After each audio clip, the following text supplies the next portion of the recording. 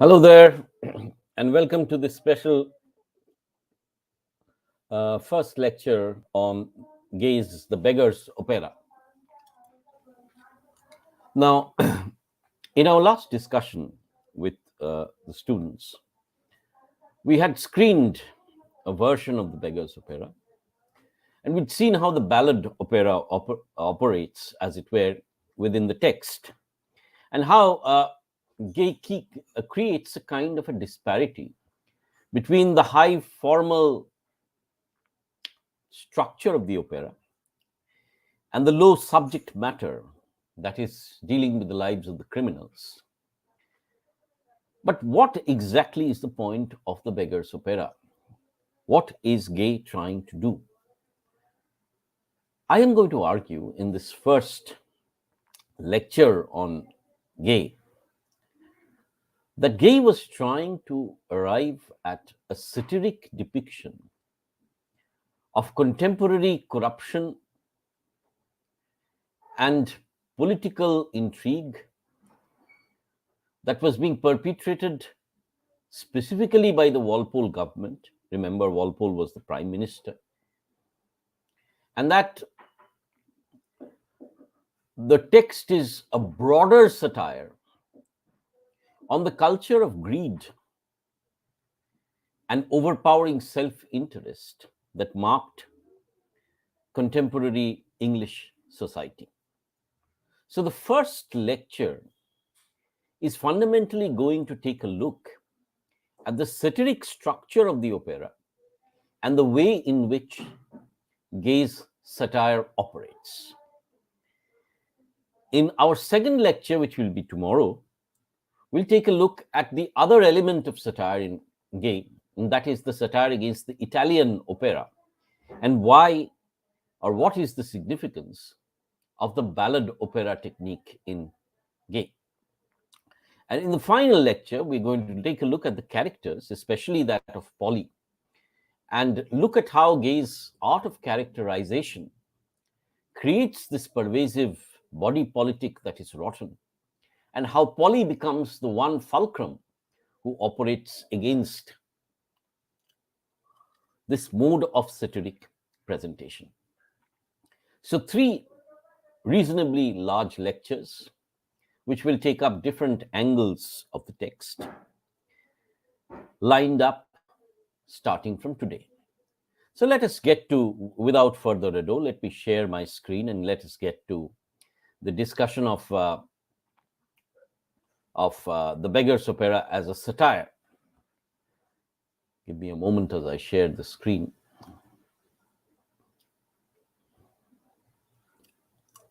Right. Now, let's start off with Hogarth's depiction of the Beggars Opera, and you could see there Lucy Lockett and Polly Peachum imploring their fathers respectively so that Makita can be, Captain Makita, their lover, can be released and given a reprieve. Now,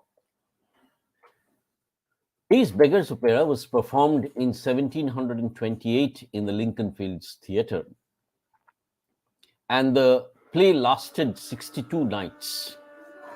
The 62 nights today would be a fantastic achievement. In those days, it was unheard of. And it is said that it made the rich very gay, rich very happy, and Gay very rich, in the sense John Gay very rich.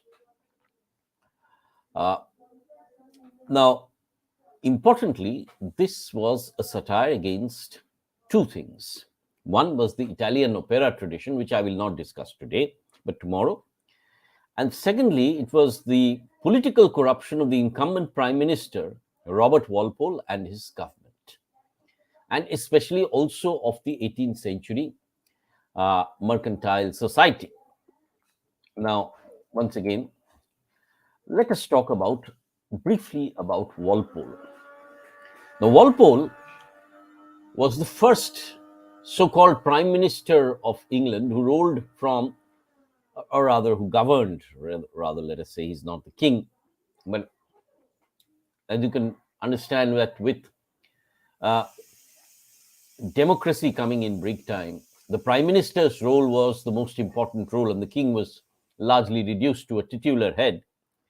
So Walpole actually sort of governed from 1721 to 1741, which was a whopping, 20 years. Now, this period, as Gay argued, and many of Gay's contemporary satirists, example, Jonathan Swift, Wood, Alexander Pope, would all form this club called the Scriblerian Club, which largely operated as a satiric club, and their major target was Walpole, because they saw Walpole as a fountainhead of both tyranny and corruption. Right? So, tyranny and corruption. Now, Swift, of course, was to write about Walpole's unlimited assurance, whereby he would swagger the boldest men into a dread of his power. And this coterie of Walpole, sort of governing England with a fierce hand, was known as the Robinocracy. And therefore, Walpole was seen as not only corrupt, but extremely powerful, extremely vindictive, extremely tyrannical. And therefore, all these satirists somewhere brought this figure of the endemically corrupt individual within these satires, and in Gay, it is distributed across a large number of characters. For example, Makita, with his libertine attitude, with his criminality, represents Walpole again.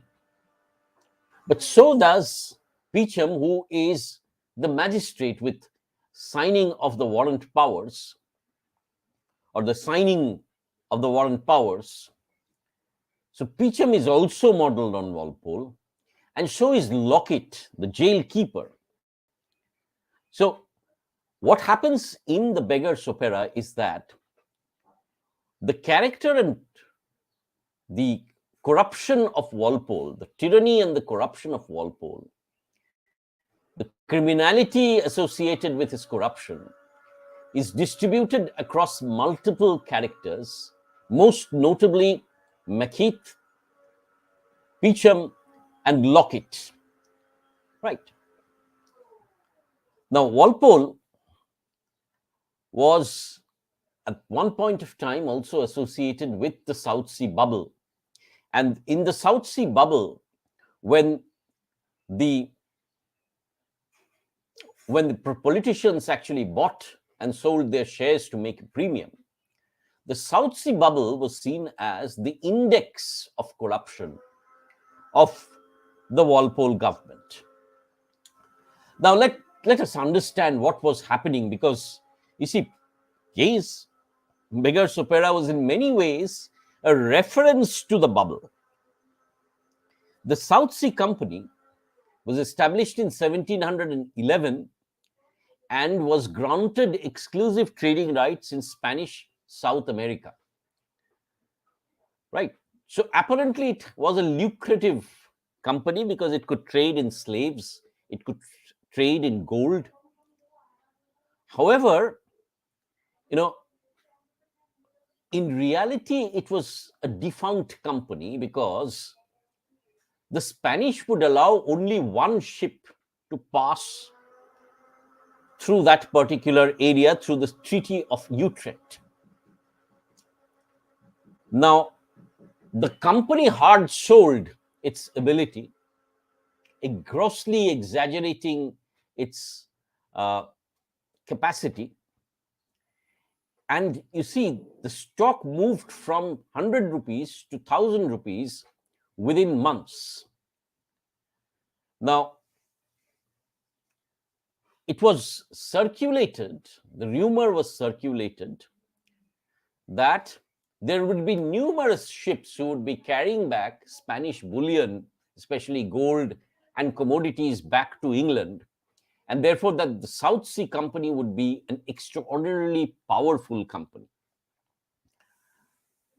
So the stock kept rising from 1718 onwards, the prices of the stock kept rising.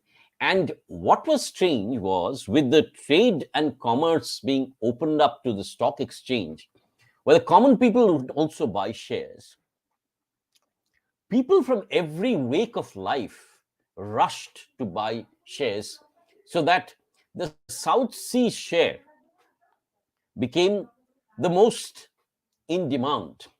And as you can see, a price rising almost 10 times. Now, shares were issued over and over again, were oversubscribed. But in 1720, you see, the bubble burst. So suddenly, the stock of the share, or the price of the share, which was 10,000 pounds, suddenly fell to zero, or a pice. And therefore, thousands and thousands of people suddenly became bankrupt. This included, of course, people like Newton, who lost 20,000 pounds to the South Sea Company. And as you can see, one of the pamphlets noted that many poor families have been ruined, brought to poverty, and turned beggars. And therefore, it created this scene where in 1720, when the bubble burst, people were running helter-skelter out of grief and agony. This is a picture, or rather a painting, which Hogarth had painted to talk about and I'm sorry about the quality of the print, but you can see people huddled across, thinking about and sort of grieving about their ruin. And Isaac Newton wrote that I can calculate the movement of the stars, but not the madness of the men. Now, why am I saying all this? This history of the bubble, which was probably the first major scam of, capitalist England, as it were. Because within the bubble, a lot of people made enormous amounts of money. There was corruption in the sense that the company was shown to bribe officials of the government with shares, which they then sold and became rich. The merchants made a killing, selling their shares, South Sea Company directors. And the only people who bore the brunt of it were the common people. So the law could not touch the government or the merchants. And therefore, the South Sea bubble was seen as an index where the rule of law was seen to apply only to the lower class of people. And the upper class were immune to this, even though they were equally corrupt. So the South Sea bubble became, in 1720, an index of what corruption could be in England. And you see, Walpole's government comes just next to this. And many of these tainted ministers were serving there, so that Walpole became noted as a kind of a managed master general who would do a cover-up of the entire bubble and scam. Now, how does Walpole figure in the Beggars Opera? Gay, of course, could not name him because Walpole was an extremely powerful politician in 1728. In fact, when he later on published his next play, Polly, Walpole actually sort of censored it and prohibited its performance in England. So powerful was Walpole's Robinocracy. So this entire thesis that the gentleman on the road, and this is what the Beggar actually says at the end of the I'm sorry, let me just come to the last slide, because we need to take a look at the voice of the beggar. The beggar suggests that throughout the whole piece, you may observe such a similitude of manners in high and low life that it is difficult to determine whether in fashionable vices, the fine gentlemen, this is the politicians, including Walpole, imitate the gentlemen of the road, that is, the bandits and the robbers and the highwaymen, or the gentlemen of the road, the fine gentlemen. So, through the beggar, who is really the voice of Gay, Gay is suggesting that at every single level, corruption is endemic, and that the politicians are in reality as cutthroat as the robbers. And what is the moral? The moral is that the lower sort of people have vices in a degree as well as the rich, and that they are punished for them. So the arm of punishment actually reaches out to spank only the poor. The rich are immune to the rule of law. So Walpole's government and its pervasive corruption becomes the focus of the Beggars Opera. The second thing one must note is that while characters like Makita and Peachum were portraits of Jack Shepherd, not John Shepherd, please excuse the error there, and Jonathan Wild, the notorious informer who was executed in 1725, all these people were at various points of time seen as surrogates of Walpole, right? So Peachum's behavior, of course, Peachum, remember, is the magistrate, as a thief who receives stolen goods, womanizer, and a double dealer, directly stabbed at Walpole, who was also known to be corrupt and an adulterer. You see, these three figures, Walpole, Jonathan Wild, and Peachum, are rolled into one, really. How?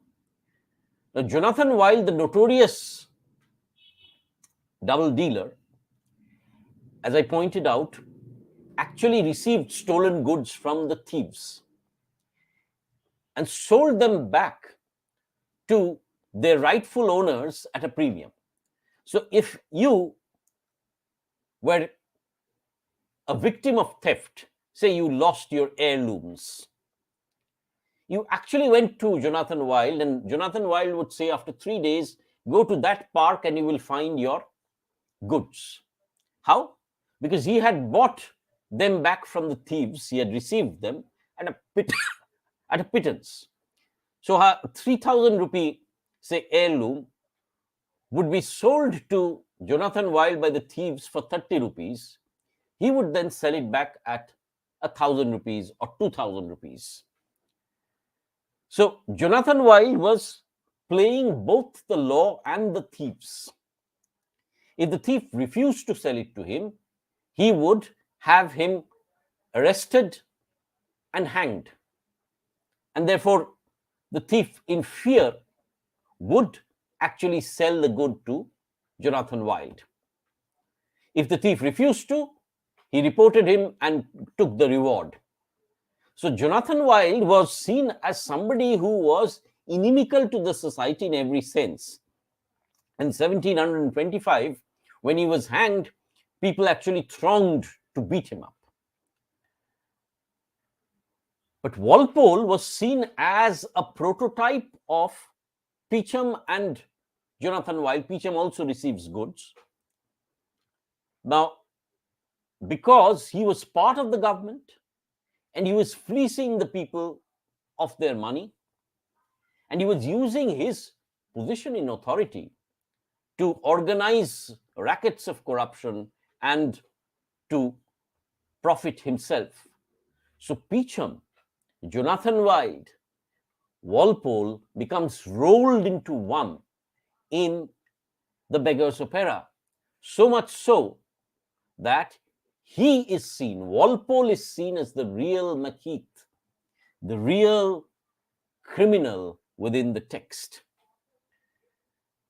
Walpole also was seen as an extreme tyrant who tried to eliminate the free press many times through spies, bribery, imprisonment, and buying up of newspapers and journalists. So, exercising power in every possible way.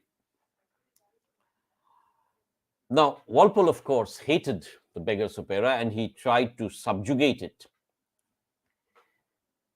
Now, how does this satire against Walpole operate in the Beggars Opera? Now, in the Beggars Opera, we have what William Emerson called a pervasive double irony and double perspective. Pervasive double irony and double perspective. How? Apparently, we see Makita, who is the highwayman, as the corrupted criminal individual at loggerheads with the law, and therefore to be criticized and finally punished, which he is, by the way. He's not punished, he's given a reprieve. But the second irony comes in the fact that the people who are employed to catch him and punish him and imprison him are implicated within this racket. That is to say that those who are intended or who are mandated to keep the law, uphold the law, are themselves even more corrupt than Makita because they engage in the same practices. Makita is a highwayman by profession. He robs people for a living. He is a corrupt lech who has 6 wives when the play ends, including Lucy and Polly. He has married 6 women. At the same time, of course, Makita is a transparent criminal. But the people who sit in the law, including Peachum and Lockett, and of course people like Walpole, they too are equally culpable of the same crimes that Makita commits. And therefore, this is the double irony, that every single individual in this play is implicated in this criminality, wrongdoing, immorality, apart from Polly. Right? So, what Emerson suggested is that the stock device of the play is a double irony, piling what is a dramatic irony onto what was already an irony. So the irony is that, Makita is a romantic hero who we sort of admire, but who is a thief. But the double irony is that those who are seen to uphold the law, or those who are mandated to uphold the law, are actually greater criminals than Makita.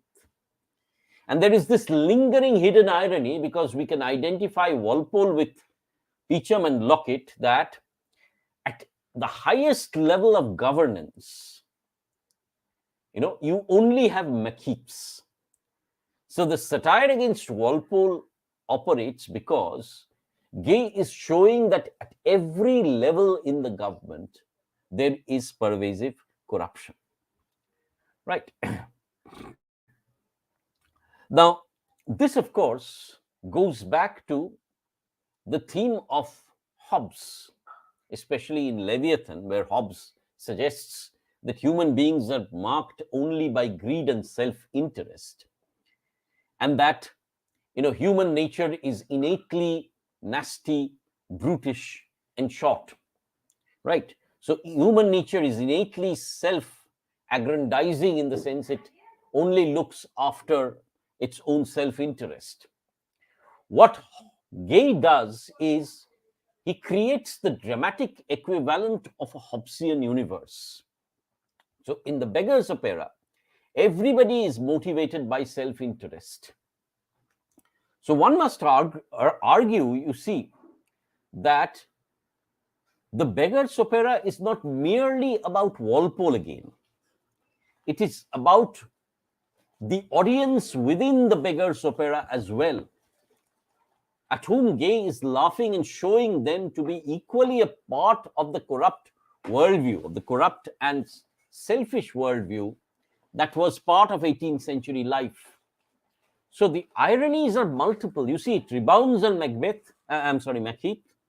It rebounds on Walpole. It equally rebounds on the audience because they are shown to be participants in this macabre theater of self-interest. Right. So Gay's achievement is to throw up an ironical alternative to the sentimental Shaftesburyan view of things. And that, nobody is free, as it were, from this pervasive, Hobbesian worldview. So we are all cheats paying lip service to one set of principles and motivated in actual truth by another. Private interest seldom coincides with public good, and private interest has the controlling hand. So the world of the Beggars Opera, presided over by Walpole, is actually a very murky and dismal world. Of course, this is also associated with colonialism and the British Empire in a very subtle kind of a way, because Gay is suggesting that money is the true fuller's earth, a cleansing stain for reputations. A rich rogue nowadays is fit company for any gentleman in the world, my dear, hath not a contempt for roguery as you imagine.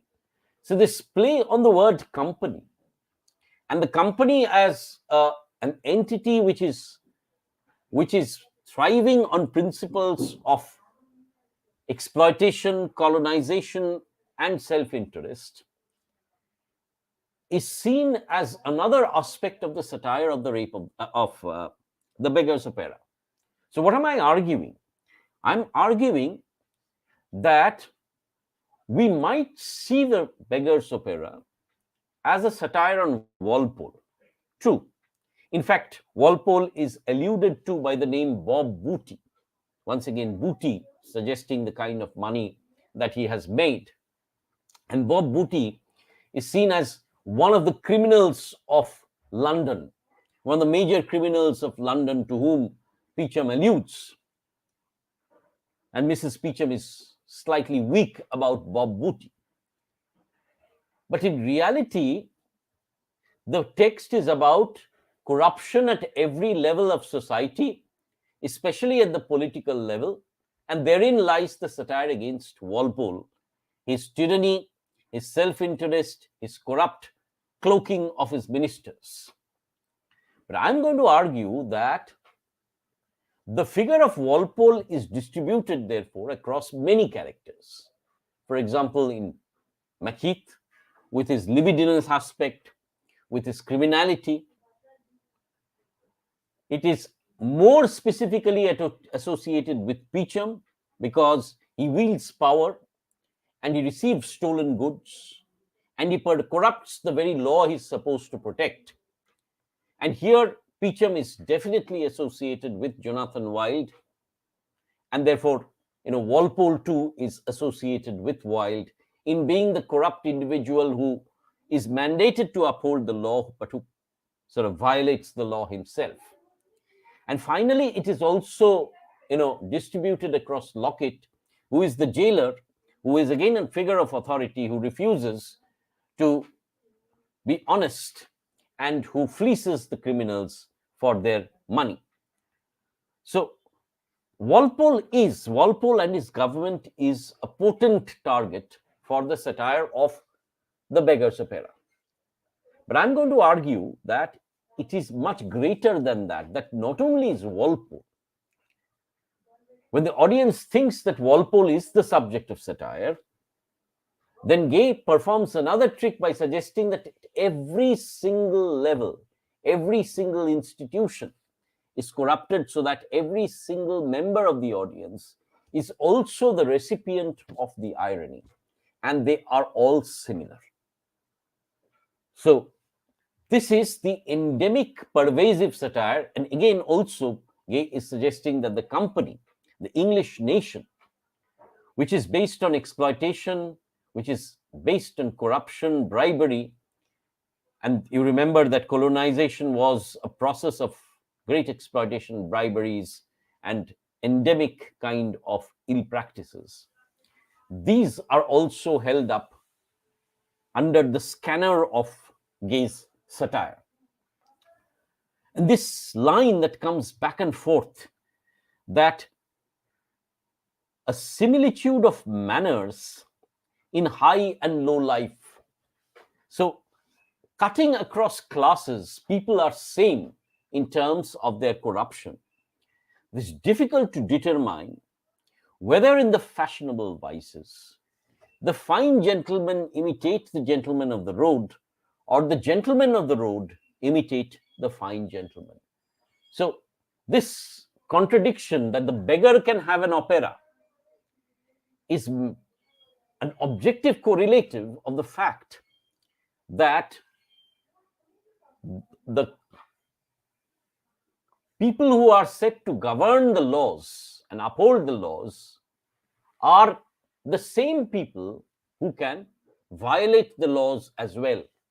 So criminals and politicians in one bracket, the beggar and the opera within the same bracket. So the oxymoron, as it were, cuts both in technique as well as in theme. So much so that the ballad opera becomes the objective correlative of the situation, the social situation in the Beggars Opera.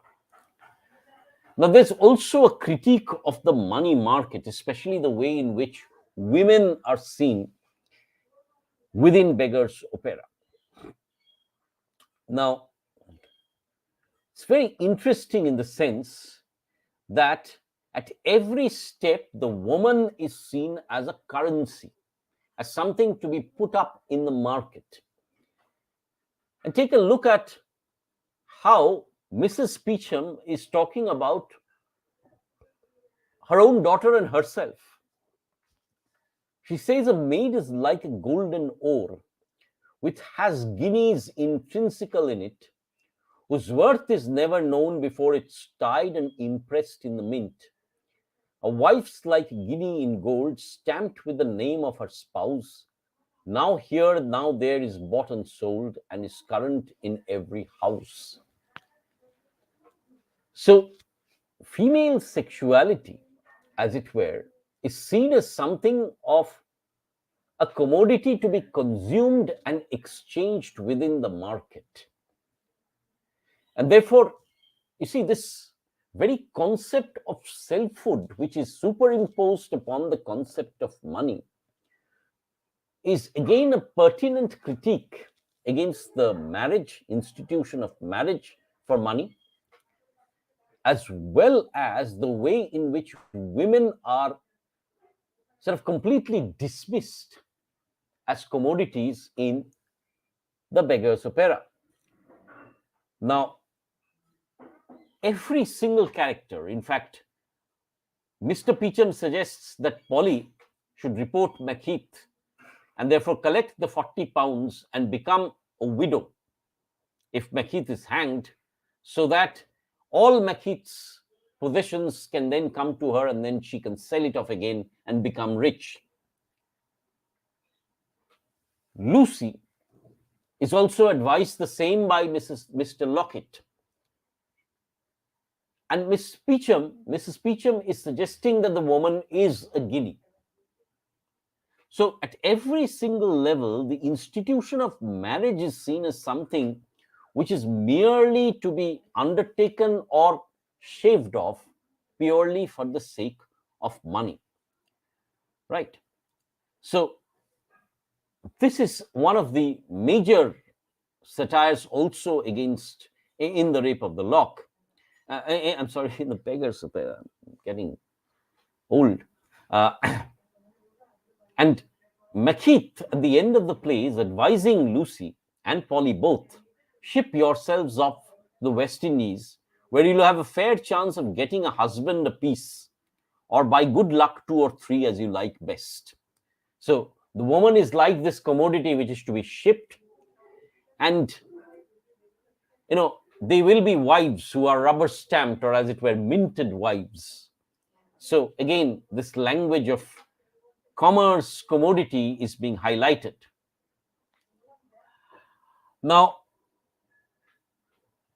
you see, it may appear that Makita is one of the more romantic characters who attracts our admiration for his bravado, for his, almost Casanova type actions, his songs.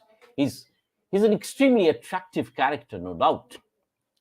But that does not take away from the fact that at every level he is violating the law criminally, one. And secondly, he is treating every woman that he encounters as somebody of a commodity, again, which he can taste and promise to marry and then deceive. So deceit, corruption is twofold in Makita. One, against the law. Secondly, against the honor of women.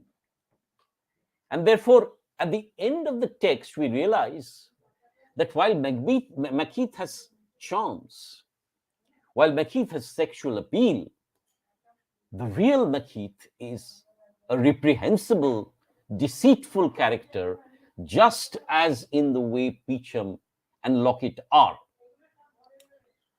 Right. Now, Lockett is again using his jail as a source of revenue. So he takes goods off the criminals. They have to pay for everything that they want in the jail. And therefore, in this position of authority, Lockett is abusing his status. So Peachum, Lockett, Makita, all of them are satires against the corruption endemic in society as well as in the Walpolean government.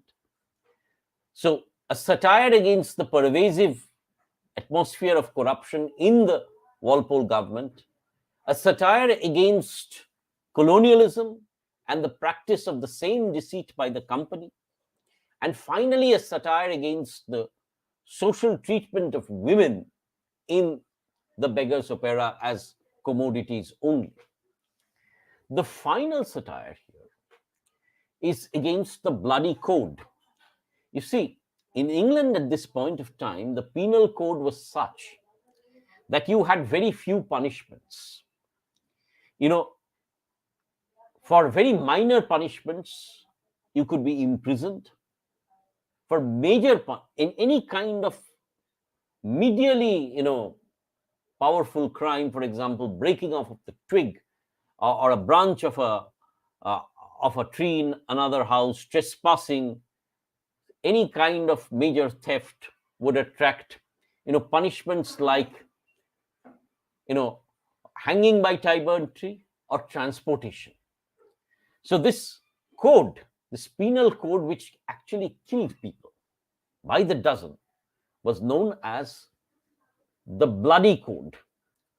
And the severity of the law became a point of discourse in every single treatise of the period. So there were numerous plays which were dealing with this very powerful code of criminality and the need to revise it. So Gray's The Beggars Opera is also a kind of a of a satire against this bloody code, which was so difficult against the common people. Also important is Gay's satire against the penal system, especially Newgate. Now, those of you who read the Moll Flanders in your undergrad years, if you remember, will remember how Newgate prison is seen as an emblem of hell itself. Now, remember that Newgate was a holding center for either transportation or the death penalty. So all kinds of criminals were kept together in very dark, dismal spaces. And so even the smaller criminal would become a hardened criminal once he went to Newgate. Secondly, if you paid money, you could do anything at Newgate. So Newgate was seen as a place which was criminally condensed and something which did not at all create any sense of remorse within the individual.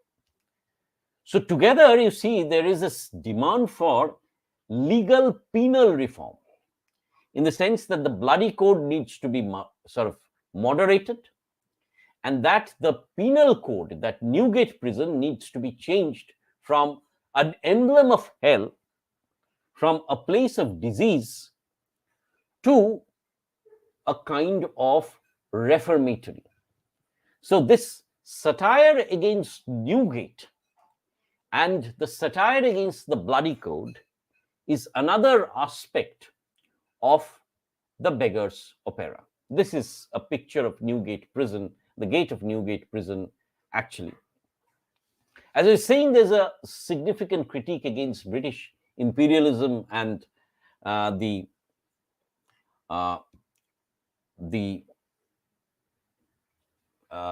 colonial government. So in the final scene, for example, the criminals ask, why are the laws leveled at us? Are we more dishonest than the rest of mankind? What we win, gentlemen, is our own by the law of arms and the right of conquest. So the company was basing its colonial policy on the right to conquest. So the criminals suggest that they are practicing the same thing in society, but they are penalized. So what is illegal in British society suddenly becomes legal outside in the vast colonial world, right? So Gay's equation of a highwayman's acquisitions with an empire's acquisitions foreshadows his sequel in Polly, for example. Polly is set in the Caribbean, where the highwayman becomes a pirate and the businessman becomes a country gentleman of the colonies. So the irony is that the criminal in England, once he's transported, becomes a gentleman in America, right? So if you are colonizing, you do not fall within the ambit of the law, whilst if you are a subject within the British state, you then become harshly punished. So these are the delicate multiple ironies of the Beggars Opera. So the satire in the Beggars Opera operates at many levels. It is a satire against the Makita, Peachum, Lockett, the characters. It is obliquely a satire against Walpole, his corruption, his tyranny, and his protection of the powerful in the background of the South Sea bubble. It is a satire against British colonialism. It is a satire against the way in which society treats women. And finally, it is also a satire against the legal penal system in England, especially the bloody code and Newgate prison. So it is thus that you see that the Beggars Opera remains a hugely, like say a text like the Gulliver's Travels, which we've done and which you can understand is layered at many levels. The Beggars Opera is an extremely powerful satire which takes a look at many of these critical issues in society. Right? It is thus that I'm arguing that while we know about Gulliver's Travels and we know about other texts, Hayes' Beggar's Opera is squarely placed within the tradition of Scriblerian satire, of, a pungent kind of a satire, which is marked by a departure in terms of form. And how does the form of the ballad opera contribute to this satire? What does the ballad opera do? What is the ballad opera? And what is its function in the Beggar's Opera? This is an issue which we will discuss tomorrow at 10:30 once again. And I look forward to your presence so that we can discuss how and what is the importance of the form of this very, very interesting and eccentric almost text. Thank you for participating in today's class, and we'll see you once again tomorrow at 10:30.